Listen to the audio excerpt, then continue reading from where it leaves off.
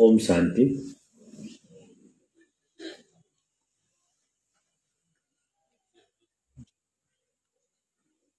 राजयोगिनी Brahma Kumari centre Gangtok को आयोजनामा सम्पन्न यो 89th त्रिमूर्ति शिव जयन्ती महोत्सव को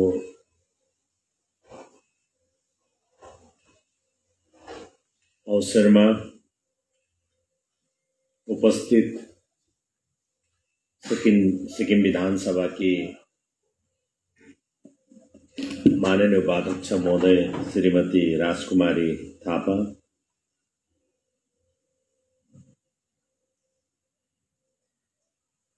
गान्तोक निर्वाचन क्षेत्र का माननीय विधायक,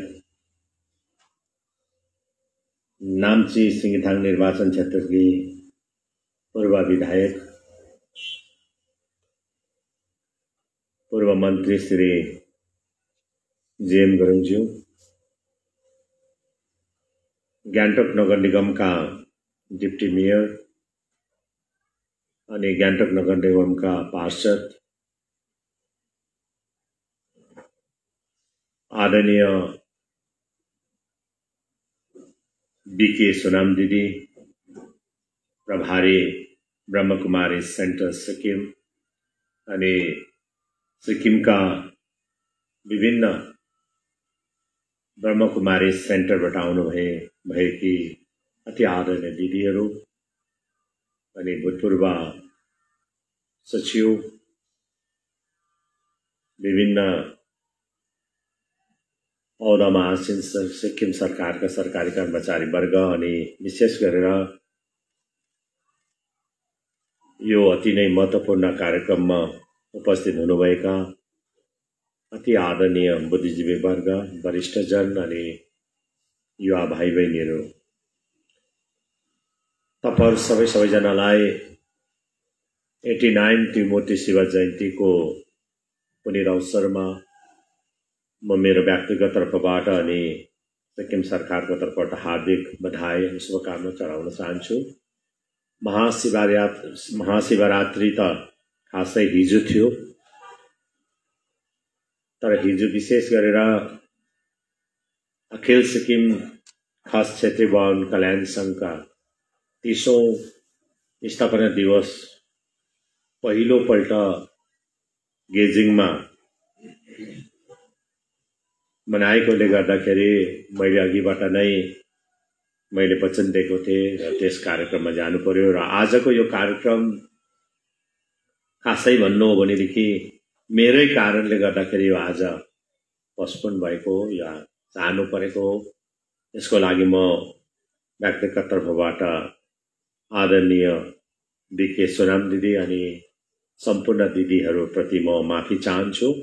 अनि फेरि 11 बजेको कार्यक्रम थियो, तर मैले होइन, मेरो अर्को कार्यक्रम पनि छ, किनभने आज रुम्ते गुम्पामा पनि आज पूजाको समापन कार्यक्रम हो अनि त्यस कार्यक्रममा पनि सहभागी हुनु परेकोले गर्दाखेरि होइन 10 बजी नै गरिहालौं भन्ने मैले त्यता पनि प्रेसर गरे। फेरि अति आदरणीय दिदीहरूले फेरि मान्नुभयो र कतिजना त तपाईको 10 बजी तपाईहरु आइपुग्नु भएन, त्यसको लागि पनि म क्षमा चाहन्छु।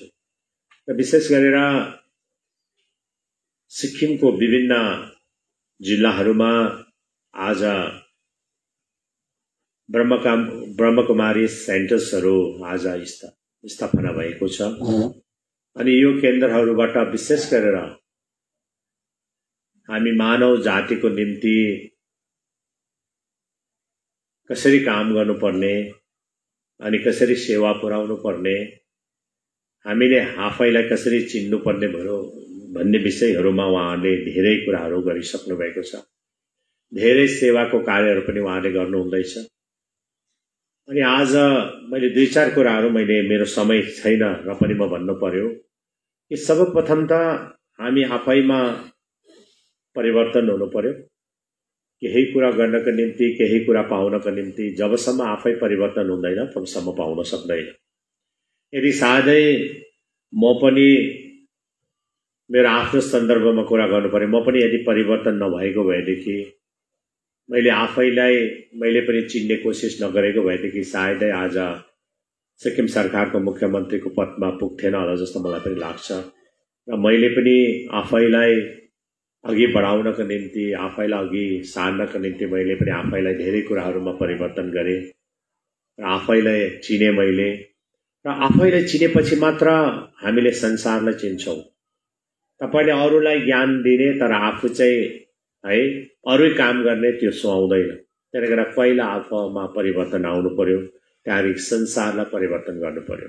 जस्तै हामी भन्दैछौँ आज नशामुक्त सिक्किम, जुन कुरालाई लिएर हाम्रो अति आदरणीय दिदीहरूले यसमा धेरै काम गर्नुहुँदैछ। प्रत्येक गाउँ प्रत्येक स्कुल्सहरूमा विभिन्न जग्गाहरूमा गएर उहाँहरूले यसको प्रचार प्रसार कसरी नशामुक्त बनाउने, नशा भन्ने के हो, मद मदिरा भन्नेको के हो भन्ने कुराहरूमा उहाँहरूले ज्ञान दिनुहुँदैछ।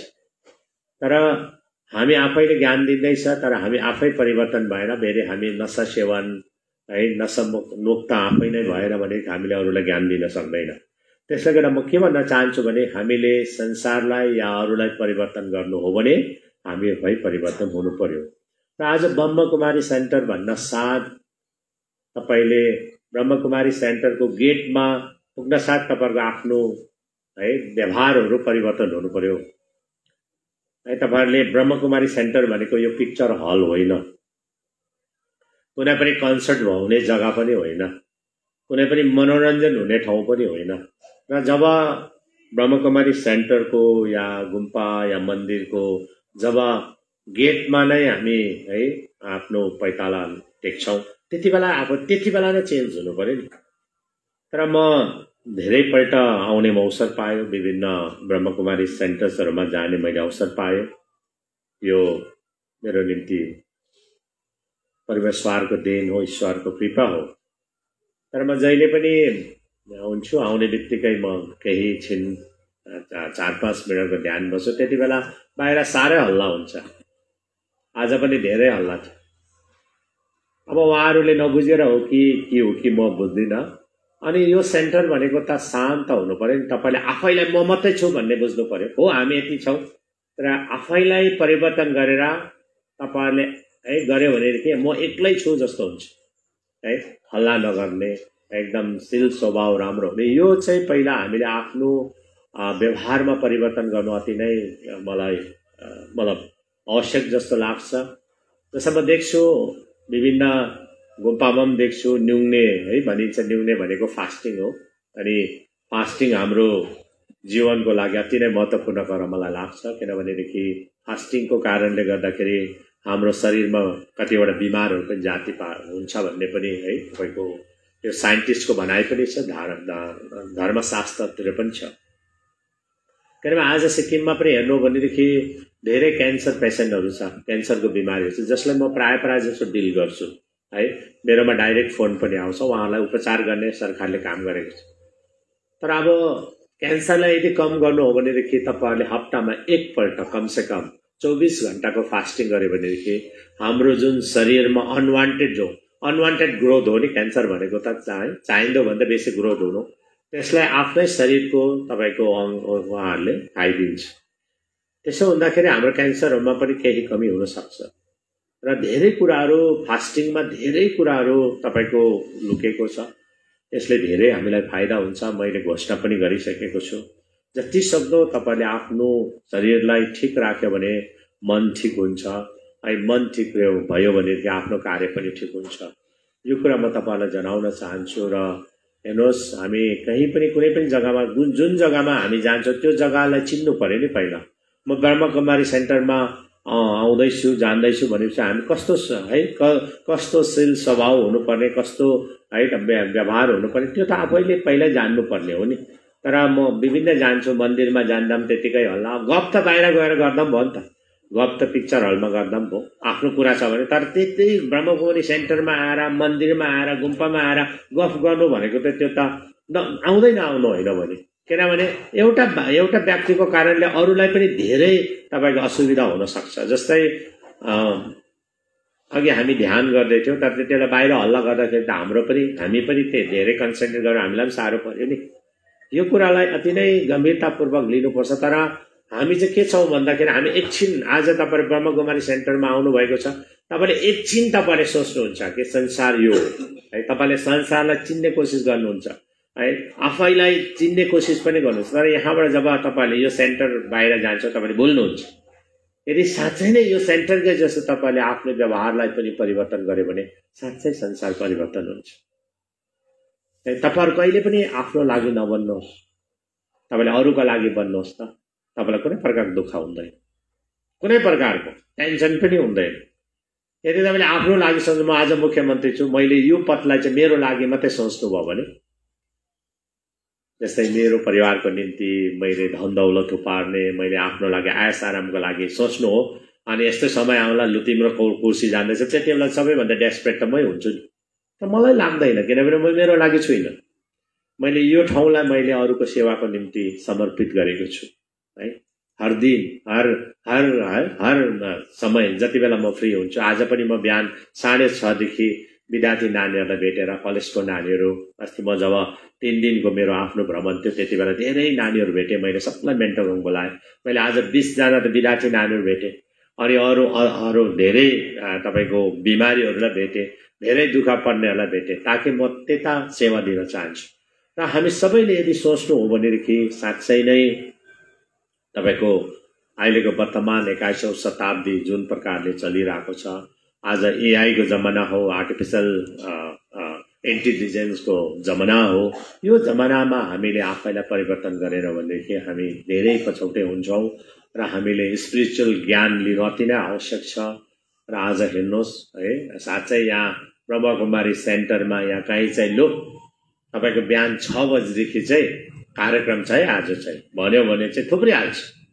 तर होइन, यो सेन्टर ब्रह्मकुमारी सेन्टर या गुम्पामा कहीँ पनि आज 6 बजेदेखि नै तपाईको प्रवचनको कार्यक्रम छ भने पनि कोही पनि आउँदैन, पक्का हो। त्यसले गर्दाखेरि तपाईले हेर्नुहोस्, हामी एक दिन तपाईले एउटा सोच्नुहोस्, हाम्रो जन्म भएपछि मर्छ। Start and the and, start भएपछि एन्ड हुन्छ। तपाईले कसैले पनि नसोच्नुहोस् कि त हामी है तपाईको कहिले पनि मर्दैनौँ, हामी मर्छौं, त्यो पक्का हो, तय हो। हामी पक्का मर्छौं, यो हामीले जन्मिँदै लेखेको हो। हामी हुन्छ त्यो पक्का हुन्छ। तपाईले जे गर्दा पनि हुन्छ, केही गर्दा पनि रोकिन सक्दैन है। हामी जन्मिएपछि मर्छौं, अनि एपोइन्टमेन्ट भएपछि रिटायरमेन्ट हुन्छ। सुन्नुहोस् है, तर हामी मर्नु किन डराउनु? जन्मिँदै हामीले लेखेर आएको छ, मर्छ भने डराउने कुरा होइन। अनि हामी जब एपोइन्टमेन्ट भएपछि रिटायर हुन्छ, रिटायर हुँदा किन टेन्सन हुनु? म रिटायर हुने अफसरलाई म भेट्छु, त्यति बेला धेरै डेस्परेट भइरहेको हुन्छ क्या, एकदमै निराश, टेन्सन है, सबै 58-60 वर्ष गरेपछि पनि उहाँहरू त्यति नै है डेस्परेट भएको देख्छु है। त्यसै पोलिटिसियन पनि चुनाव आउँदा डेस्परेट भइरहेको हुन्छ पुरा, ला मैले टिकट पाउने हो कि होइन, भोलि सरकार बनिने हो कि होइन, किन टेन्सन लिने? आफ्नो काम गर, आफ्नो कर्म गर। अनि कर्म गर्यो भने त्यसको पक्का हो, तपाईले जे सोच्नुहुन्छ त्यो है तपाईले पाउनुहुन्छ। तर आफू कर्म चाहिँ नगर्ने, फलको आशा राख्यो भने कहिले पनि हुँदैन। विद्यार्थी नानीहरू नपढिकन पास हुँदैन। र आज यो कुरा हुनुहुन्छ, र विशेष गरी आज ब्रह्मकुमारी सेन्टर्सका अति आदरणीय दिदीहरूले धेरै काम, धेरै ज्ञानको कुराहरू, धेरै है उहाँहरूले राम्रा समाजलाई अघि बढाउने काम गर्नुहुँदैछ। यसको लागि म सरकारको तर्फबाट उहाँलाई धेरै धेरै धन्यवाद दिन चाहन्छु। र अहिले मेरो एउटा फोकस छ कि हाम्रो सिक्किमलाई सफा राखौं, सफा राखौं। म हर जग्गामा कहीँ पनि मेरो टुर छ भने म पेट्रोल पम्पमा म निस्किन्छु नि, किनभने पेट्रोल पम्प भनेको त्यो जग्गा हो जहाँनिर टुरिस्ट पनि आएर त्यहाँनिर उहाँहरूले है तपाईको वासरुम जान्छ। तर हाम्रो सिक्किमको पेट्रोल पम्प नै एकदमै मैला छ भने के भन्छ लु भन्नु? सिक्किमको इमेज के हुन्छ? मैले त भनेको छु, कुनै पनि पेट्रोल पम्पमा यदि मैला भेट्यो भने त्यो पेट्रोल पम्प चाहिँ म क्लोज गर्छु भनिदिएको छु। हाम्रो इमेज भनेको त्यो। त्यसले गर्दा आफ्नो घरबाट हामीले सफाई कार्यक्रम सुरु गरौँ है, हामीले आफ्नो ठाउँबाट सफाई कार्यक्रम गरौँ। आज हर जग्गामा हामी काम गरेर सफाई काम गर्छ। जस्तै म मेन्टोकमा बस्छु, मेरो जिम्मेवारी हो त्यो खाली तपाईको काम गर्ने त्यहाँको सफाई कर्मचारी या कुनै पनि सरकारी कर्मचारीको मात्रै काम होइन, मैले पनि देखरेख गर्नुपर्छ। यो सफा गर, यो गर, यो गर, आफू पनि टिप्नु पर्यो, त्यो काम हो। तर अरूलाई अराउने तर आफू नगर्ने। आज हेर्नुहोस् गान्तोक बजार है आज यति धेरै पार्षदहरूले बनेको जीएमसी छ।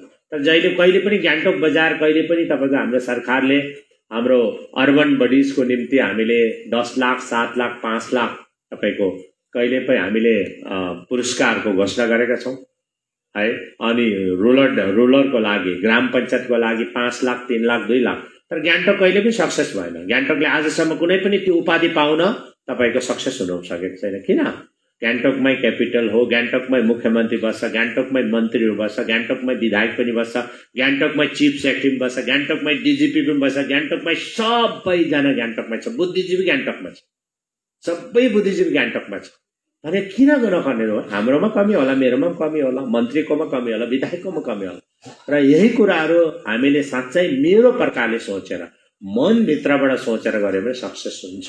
तर कहीँ पनि आज म आउँदै मैले हेरेँ कल्चर डिपार्टमेन्ट एउटा डिपार्टमेन्ट, तर कल्चर डिपार्टमेन्टको अगाडि मैले जो मनन केन्द्रको अगाडि हेरेको यति साह्रो महिला छ, त्यो विभागको सचिवको काम हो नि, हो कि ल भन्नुहोस् त।